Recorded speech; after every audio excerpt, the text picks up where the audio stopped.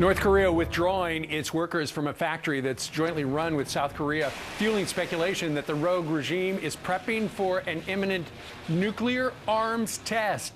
So what is the United States doing to prevent a war over on the Korean Peninsula? Senator Kelly Ayotte joins us from Washington. She's a member of the Senate Armed Services Committee and will be at a hearing just about an hour from now on the escalating situation there.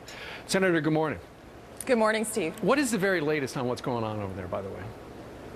Well, obviously, very troubling with this new leader of North Korea. He's the youngest leader in the world, very unpredictable. So none of us, the problem is that we don't know what he's going to do. And then you also have new leadership in South Korea. South Korea is essentially in a position where they're not going to take it anymore with their new president. There has been very clear that if North Korea has any acts of aggression against them, I mean, you remember the previous attack on the island. If there's any attacks like that, then South Korea will respond, and you can't blame them. Their people have been attacked in the past by North Korea. But you've had the third nuclear test in February. It's very troubling with this 29-year-old leader.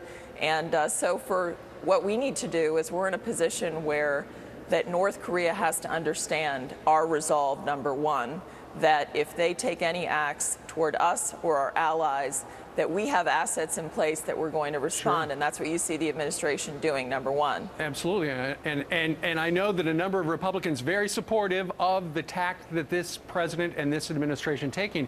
And I know that if he launches something and it looks like it's headed for Japan or Guam or South Korea, somebody's going to shoot it down.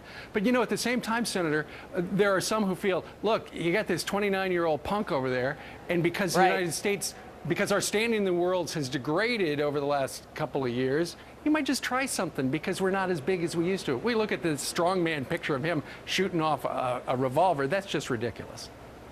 Well, one thing, I certainly have been concerned when I look at where we are in the world that our enemies feel more emboldened and that our allies don't feel we're going to back them up.